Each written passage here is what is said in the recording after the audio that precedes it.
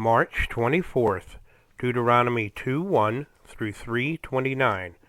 Then we turned back and set out toward the wilderness along the route to the Red Sea, as the Lord had directed me. For a long time we made our way around the hill country of Seir. Then the Lord said to me, "You have made your way around this hill country long enough. Now turn north.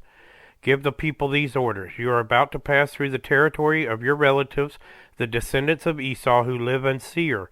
They will be afraid of you, but be very careful. Do not provoke them to war, for I will not give you any of their land, not even enough to put your foot on. I have given Esau the hill country of Seir as his own. You are to pay them in silver for the food you eat and the water you drink. The Lord your God has blessed you in all the work of your hands. He has watched over your journey through this vast wilderness. These 40 years the Lord your God has been with you, and you have not lacked anything." So we went on past our relatives, the descendants of Esau who live in Seir. We turned from Arabah road, which comes up from Elath and Ezion-Geber, and traveled along the desert road of Moab.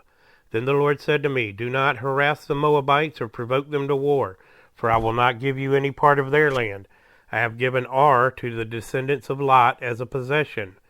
The Emites used to live there, a people strong and numerous, and as tall as the Anakites. Like the Anakites, they were considered Rephaites, but the Moabites called them Emites. Horites used to live in Seir, but the descendants of Esau drove them out. They destroyed the Horites from before them and settled in their place, just as Israel did in the land the Lord gave them as their possession. And the Lord said, "Now get up and cross the Zered Valley." So we crossed the valley. 38 years passed from the time we left Kadesh Barnea until we crossed the Zered Valley. By then that entire generation of fighting men had perished from the camp, as the Lord had sworn to them. The Lord's hand was against them until he had completely eliminated them from the camp. Now when the last of these fighting men among the people had died, the Lord said to me, "Today you are to pass by the region of Moab at Ar. When you come to the Ammonites, do not harass them or provoke them to war, for I will not give you possession of any land belonging to the Ammonites. I have given it as a possession to the descendants of Lot." That too was considered a land of the Rephaites who used to live there, but the Ammonites called them Zamzumites. They were a people strong and numerous and as tall as the Anakites.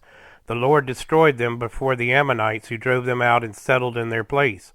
The Lord had done the same thing for the descendants of Esau who lived in Seir when he destroyed the Horites from before them. They drove them out and have lived in their place to this day. And as for the Avites who lived in villages as far as Gaza, the Caphtorites coming out of Caphtor destroyed them and settled in their place. Set out now and cross the Arnon Gorge. See, I have given into your hands Sihon, the Amorite king of Heshbon, and his country. Begin to take possession of it and engage him in battle. This very day I will begin to put the terror and fear of you on all the nations under heaven. They will hear reports of you and will tremble and be in anguish because of you. From the desert of Kedemoth I sent messengers to Sihon, king of Heshbon, offering peace and saying, "Let us pass through your country. We will stay on the main road. We will not turn aside to the right or to the left. Sell us food to eat and water to drink for their price in silver. Only let us pass through on foot, as the descendants of Esau who live in Seir and the Moabites who live in Ar did for us, until we cross the Jordan into the land the Lord our God is giving us." But Sihon, king of Heshbon, refused to let us pass through. For the Lord your God had made this spirit stubborn and his heart obstinate in order to give him into your hands, as he has now done. The Lord said to me, "See, I have begun to deliver Sihon and his country over to you. Now begin to conquer and possess his land." When Sihon and all his army came out to meet us in battle at Jahaz, the Lord our God delivered him over to us, and we struck him down, together with his sons and his whole army. At that time we took all his towns and completely destroyed them, men, women, and children. We left no survivors. But the livestock and the plunder from the towns we had captured we carried off for ourselves. From Aurora to the rim of the Arnon Gorge, and from the town in the gorge even as far as Gilead, not one town was too strong for us. The Lord our God gave us all of them. But in accordance with the command of the Lord our God, you did not encroach on any of the land of the Ammonites, neither the land along the course of the Jabbok, nor that around the town in the hills. Next we turned and went up along the road toward Bashan, and Og, king of Bashan, with his whole army marched out to meet us in battle at Edrei. The Lord said to me, "Do not be afraid of him, for I have delivered him into your hands, along with his whole army and his land. Do to him what you did to Sihon, king of the Amorites, who reigned in Heshbon." So the Lord our God also gave into our hands Og, king of Bashan, and all his army. We struck them down, leaving no survivors. At that time we took all his cities. There was not one of the 60 cities that we did not take from them. The whole region of Argob, Og's kingdom in Bashan. All these cities were fortified with high walls and with gates and bars, and there were also a great many unwalled villages. We completely destroyed them as we had done with Sihon, king of Heshbon, destroying every city, men, women, and children. But all the livestock and the plunder from their cities we carried off for ourselves. So at that time we took from these 2 kings of the Amorites the territory east of the Jordan, from the Arnon Gorge as far as Mount Hermon. Hermon is called Syrian by the Sidonians, and the Amorites call it Senir. We took all the towns on the plateau, and all Gilead, and all Bashan, as far as Salakah and Edrei, towns of Og's kingdom in Bashan. Og, king of Bashan, was the last of the Rephaites. His bed was decorated with iron, and was more than 9 cubits long, and 4 cubits wide. It was still in Rabbah of the Ammonites. Of the land that we took over at the time, I gave the Reubenites and the Gadites the territory north of Aroer by the Arnon Gorge, including half the hill country of Gilead, together with its towns. The rest of Gilead, and also all of Bashan, the kingdom of Og, I gave to the half-tribe of Manasseh. The whole region of Argob in Bashan used to be known as the land of the Rephaites. Jair, a descendant of Manasseh, took the whole region of Argob as far as the border of the Geshurites and the Maccathites. It was named after him, so that to this day Bashan is called Havoth Jair.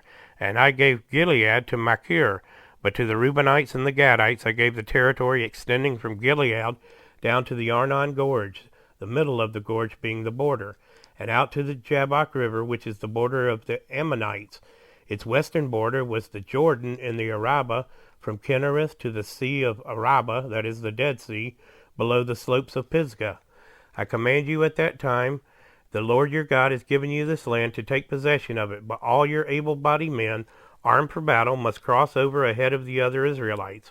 However, your wives, your children, and your livestock, I know you have much livestock, may stay in the towns I have given you until the Lord gives rest to your fellow Israelites, as he has to you, and they too have taken over the land that the Lord your God is giving them across the Jordan. After that, each of you may go back to the possession I have given you.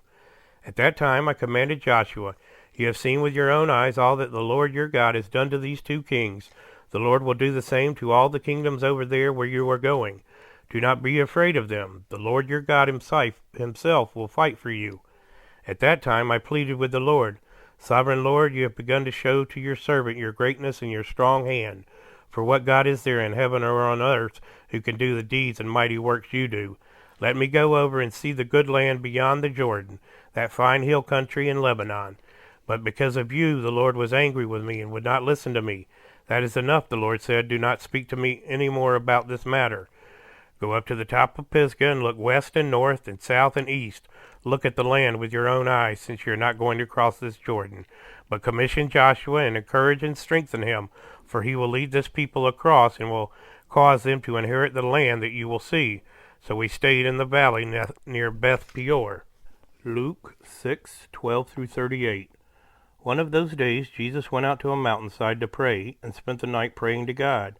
When morning came, he called his disciples to him and chose 12 of them, whom he also designated apostles: Simon, whom he named Peter, his brother Andrew, James, John, Philip, Bartholomew, Matthew, Thomas, James son of Alphaeus, Simon, who was called the Zealot, Judas son of James, and Judas Iscariot, who became a traitor. He went down with them and stood on a level place. A large crowd of his disciples was there, and a great number of people from all over Judea, from Jerusalem, and from the coastal region around Tyre and Sidon, who had come to hear him and to be healed of their diseases.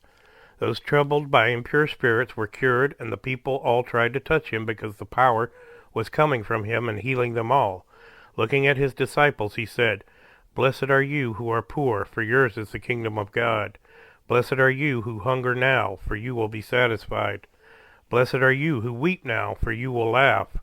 Blessed are you when people hate you, when they exclude you and insult you, and reject your name as evil, because of the Son of Man. Rejoice in that day and leap for joy, because great is your reward in heaven, for that is how their ancestors treated their prophets. But woe to you who are rich, for you have already received your comfort. Woe to you who are well fed now, for you will go hungry. Woe to you who laugh now, for you will mourn and weep. Woe to you when everyone speaks well of you, for that is how their ancestors treated false prophets. But to you who are listening, I say, love your enemies, do good to those that hate you, bless those who curse you, pray for those who mistreat you. If someone slaps you on one cheek, turn to them the other also. If someone takes your coat, do not withhold your shirt from them. Give to everyone who asks you, and if everyone takes what belongs to you, do not demand it back. Do to others as you would have them do to you. If you love those who love you, what credit is that to you? Even sinners love those who love them. And if you do good to those who are good to you, what credit is that to you? Even sinners do that. And if you lend to those from whom you expect repayment, what credit is that to you? Even sinners lend to sinners, expecting to be repaid in full. But love your enemies, do good to them, and lend to them without expecting to get anything back. Then your reward will be great, and you will be children of the Most High, because He is kind to the ungrateful and wicked. Be merciful just as your Father is merciful.